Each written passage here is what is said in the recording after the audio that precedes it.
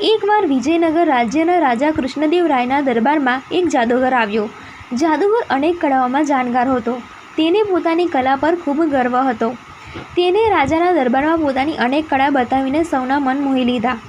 તેની જાદુઈ કળા જોઈને રાજા, દરબારીઓ અને મંત્રીઓ ખૂબ ખુશ થયા. રાજા તેની કળાથી એટલો પ્રભાવિત થયો કે તેને જાદુગરને ઘણા સોનાના સિક્કા ઇનામમાં આપ્યા. પરંતુ દરબારમાં બેઠેલા તેનાલી રામા માત્ર તેની ચતુરાઈ જોઈ રહ્યા હતા. જાદુગર દરબાર છોડીને જવાનું શરૂ કરે છે.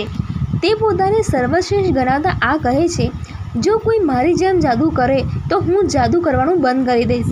એટલું જ નહીં, તે પોતાના અભિમાનમાં એટલો નશો ચડી ગયો કે તેને કહ્યું, આ દુનિયામાં મારી સાથે કોઈ સ્પર્ધા કરી શકે નહીં.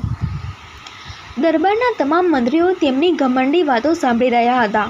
પરંતુ જ્યારે પાણી માથા ઉપરથી વહેવા લાગ્યું, ત્યાં બેઠેલા પંડિત તેનાલી રામા દરબારમાં ઊભા થયા અને જાદુગરને પડકાર આપ્યો, જો તમે જાદુ કે ચમત્કારમાં એક્સપર્ટ છો તો મારી ચેલેન્જ સ્વીકારો અને મારી સાથે જાદુ કરો. જાદુગરે ઉત્સાહથી માથું હલાવ્યું. તેનાલી રામાએ કહ્યું, હું જે પણ પરાક્રમ આંખો બંધ કરીને કરીશ તે તારે આંખો ખુલ્લી રાખીને કરવું પડશે. શું તમે મારો આ પ્રકાર સ્વીકારો છો? જાદુગર હા કહે છે, કારણ કે તે ગર્વથી ભરેલો છે.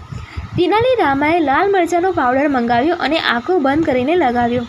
થોડા સમય પછી તેને નીચે ઉતારી તેને કપડાથી સાફ કરી અને ઠંડા પાણીથી તેની આંખો ધોઈ. ઘમંડી જાદુગર તેનાલી રામાના પગમાં પડ્યો અને તેના ઘમંડ માટે બધાની સામે શરમ અનુભવવા લાગ્યો. તેનાલી રામાની બુદ્ધિમત્તા અને ચતુરાઈ જોઈને રાજા કૃષ્ણદેવ રાયે તેને ઘણા સોનાના સિક્કા આપ્યા.